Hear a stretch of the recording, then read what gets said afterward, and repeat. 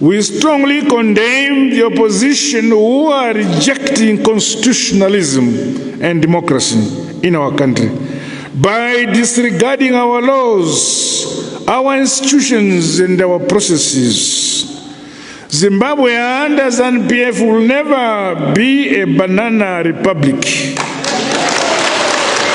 Pamberi ZANU PF, pamberi ZANU PF, pamberi nokubatana, pamberi nokubatana, pamberi negwaro musangano, pamberi negwaro musangano, pasine mandu, pambile kubambana, pambile kubambana, pambile ZANU PF, pambile ZANU PF, pasine mandu.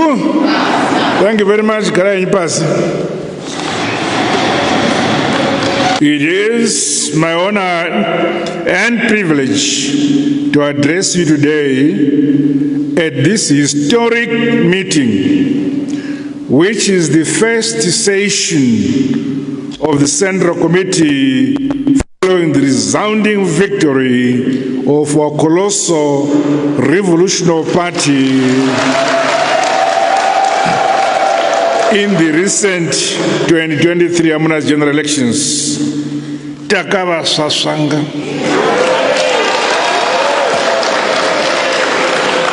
Let me at the onset extend my heartfelt congratulations to the Central Committee for that historic victory.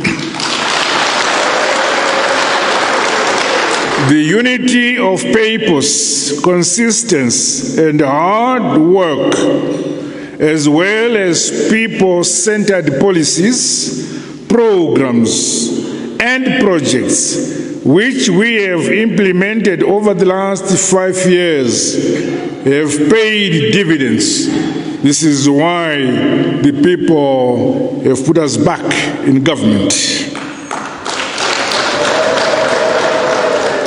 Informed by our message and a demonstration of unity, love, and harmony, we delivered a free, fair, peaceful, transparent, and credible election. Together as a united people, we shamed our detractors who had wished for division, who had wished for violence, and even bloodshed in our country. Shame to them. Zimbabwe is a unique, independent, and sovereign nation, and through this election, we have demonstrated that no amount of machinations will sway our people to sell out our birthright. The democracy and independence we are enjoying is sacred and was paid for by the precious blood of many sons and daughters of our motherland. We will never ever betray them, and the heritage of freedom and sovereignty they bequeathed to us. We strongly condemn the opposition who are rejecting constitutionalism and democracy in our country by disregarding our laws, our institutions, and our processes. Zimbabwe under ZANU PF will never be a banana republic.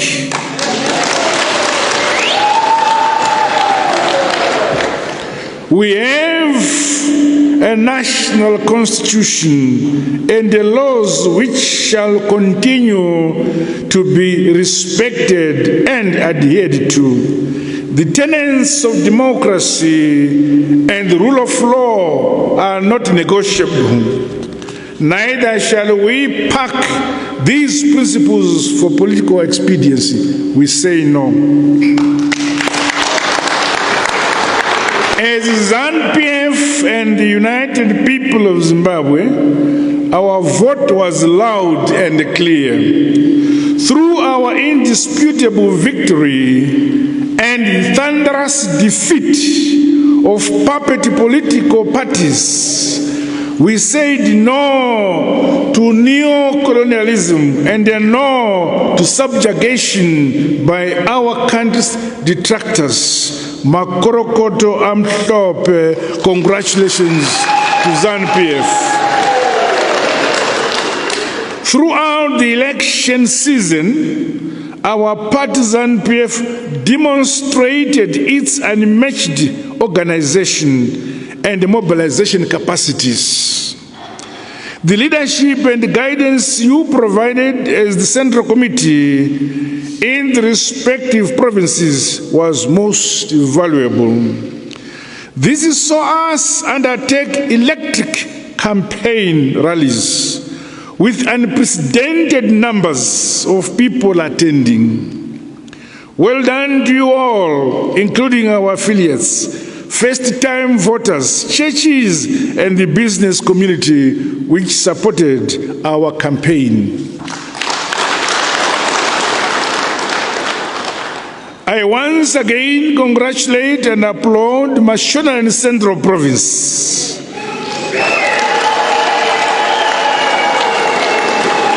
for their outstanding performance in these elections.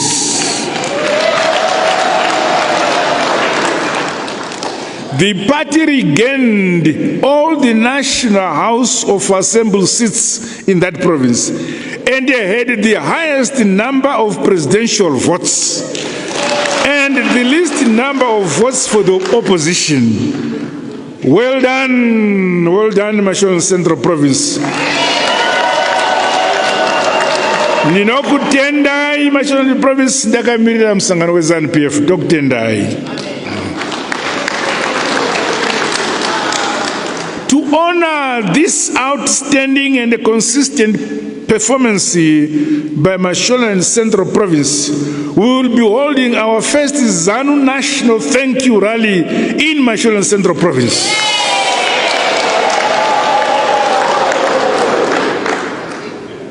Other thank you rallies will be rolled out on dates the Commissar will announce, and the order I don't know, that's the Commissar's business. Before I proceed, allow me to pay tribute to our departed comrades, heroes and heroines, who served both the party and government at various levels, who passed on since our last meeting. I invite you all to rise.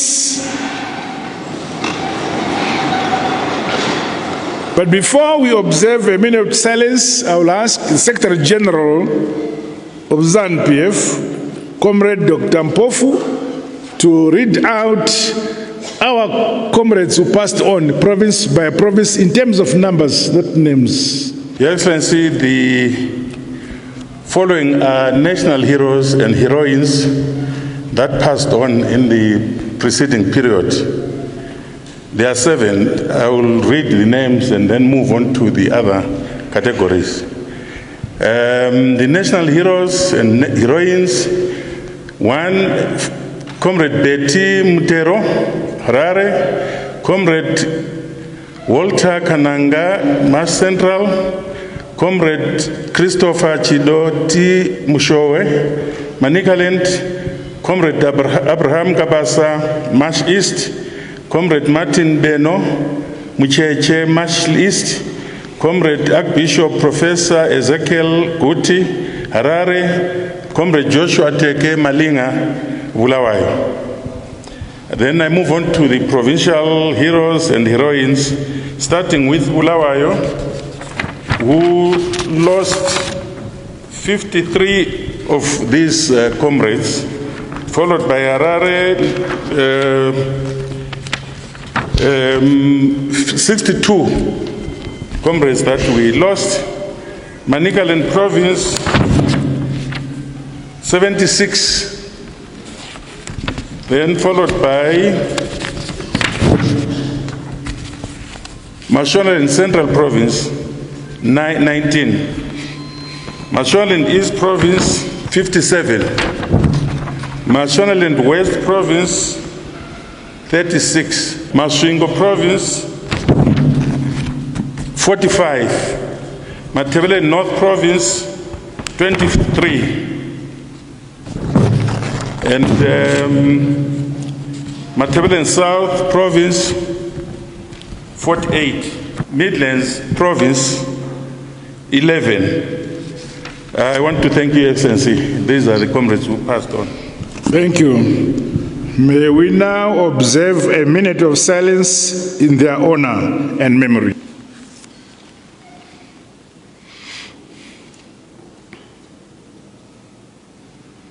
May their souls continue to rest in eternal peace. Comrades, the people have granted our revolutionary mass party, ZANU PF, yet another mandate to govern our great motherland, Zimbabwe. This is the reality that the leaders of the opposition, their supporters, and their handlers must face for the next 5 years. Entertaining any talk of a rerun, a government of national unity, or a so-called transitional authority is a pipe dream.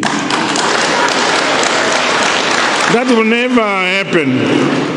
They must wake up from their delusions. The people of our great motherland have spoken. Their collective voices must be respected. Democracy and constitutionalism reign supreme in our country.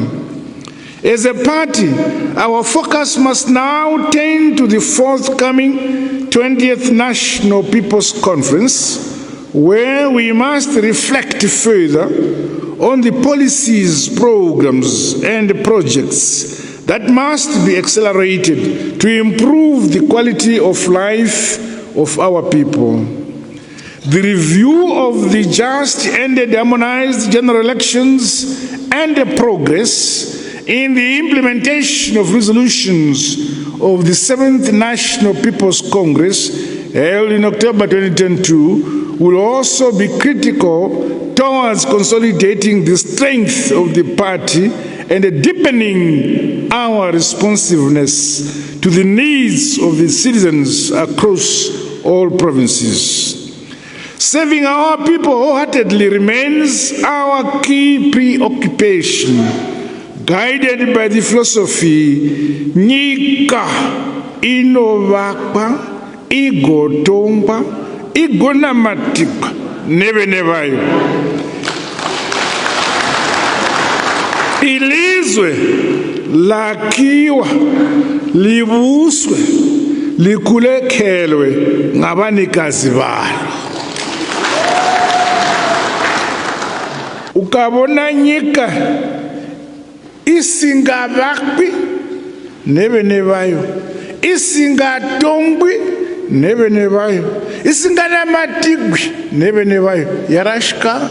You will recall that in the previous meetings, we considered the proposed amendments to our party constitution towards deepening and entrenching constitutionalism within our colossal party, ZANU PF. Today, the Central Committee will be requested to endorse the amended party constitution, which now reflects observations and recommendations made in previous sessions of the Central Committee. Comrades, under the Second Republic, we have scored commendable and unprecedented successes as a party. Due to our comprehensive and transformative policies, the agriculture sector is on a growth trajectory. We have realized both household and national food security in our country. However, a lot of work lies ahead of us. We must further consolidate this position by ensuring that we continue to be a nation that is able to feed itself in spite of climate change. So far, the distribution of inputs under the Pfumvudza Itwansa program is already underway, while dam construction and irrigation development are ongoing. The Presidential Board drilling program, covering 35,000 villages, has gathered momentum. No village will be left behind.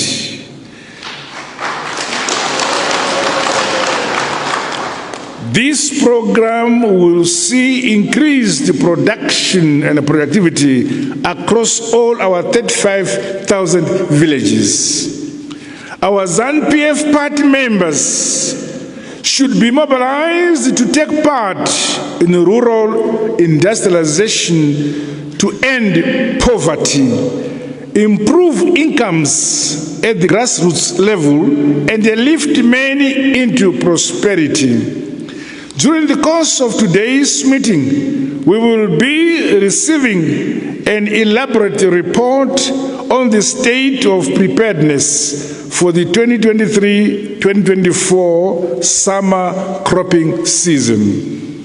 Meanwhile, the provision of accessible and affordable social services such as quality health care, education, clean water and sanitation, decent housing, as well as waste management, among other aspects of our people, particularly those in rural areas, will be scaled up and prioritized by the ZANU PF government. Energy security remains crucial for our modernization and industrialization agenda.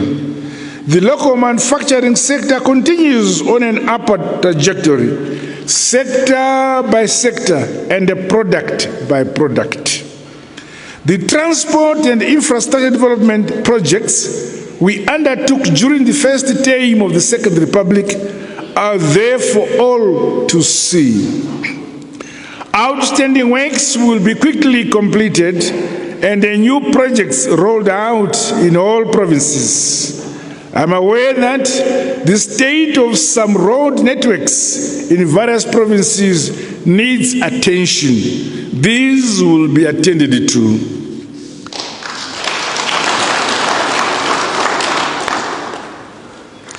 To date, we have surpassed the US 12 billion mining sector target. I, however, call upon the Central Committee and the party leadership in general to encourage our miners to adopt good environmental practices. Communities must benefit from our rich, God-given natural resources. In rolling out our plans as the party and government, we must continue advancing the ideals of our party, the national interests and programs that are good for the people of our motherland, Zimbabwe. Let us equally be true to our African values, our beliefs, and our priorities. I therefore urge the Central Committee to nurture the culture of open, frank, objective, and factual discussions to enhance our operational efficiency and effectiveness. Party business, policies, programs, and activities must be undertaken with the big picture and the long-term projections in mind beyond Vision 2030. Informed by the lessons and experiences of the last 5 years, it is important that we drive continuity of the people-centered development revolution. Our people must be kept organized and mobilized to take ownership of the national development agenda over and above defending our national independence and sovereignty. Our party's deliberate and conscious interventions have seen the inclusion and the participation of the youth and the women in government and the systems of decision-making. Further, my reconfiguration of ministries will see the accelerated implementation of strategies for broad-based empowerment, employment, as well as wealth creation and investments. Government is a product of the party. As such, we should continue to guide government as it implements our party policies and programs for the betterment of livelihoods of all Zimbabweans. The Central Committee should provide the requisite strategic leadership. We expect you, as the highest decision-making body outside Congress, to give direction and superintend over the achievement of the set national development aspirations and targets. More must be done in areas of underperformance to accelerate equalized development and a shared prosperous future across all our communities. Our membership, the rank and the file, should be disciplined and always follow the correct line of the party. The Central Committee should lead by example. In this regard, I urge you not to listen to the false, negative, and irresponsible narratives peddled by our detractors. The party and Central Committee should always listen to the people and address their needs. ZANU PF remains the only party implementing sound policies to transform, modernize, and industrialize our country for the benefit of all our people, leaving no one and no place behind. At the international relations level, our country continues to enjoy great support and solidarity from revolutionary movements in our sub-region and other progressive countries of the world. During the recent 78th session of the United Nations General Assembly, we had the opportunity to tell the success story of our country, achieved in spite of the Western illegal sanctions imposed on our country.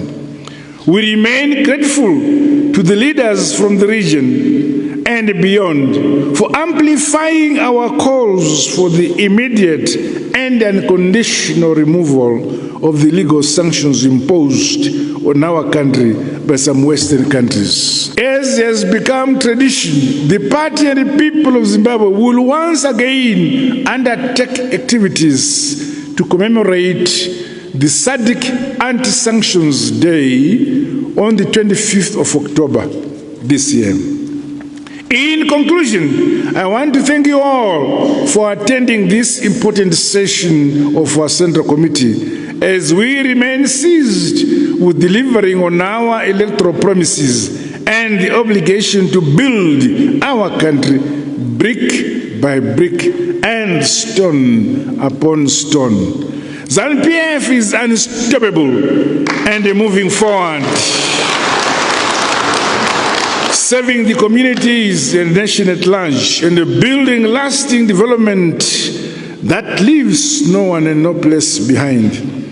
Let us get on practicing and preaching unity. We must preach peace.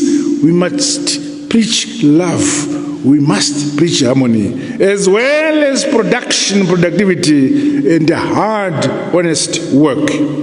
With these remarks, I wish us fruitful deliberations.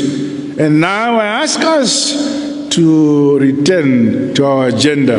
Pamberi ne ZANU PF, pamberi ne kubatana, pamberi ne gwara msangano, pambile ZANU PF, pambile kubambana, pasne mandu. I thank you.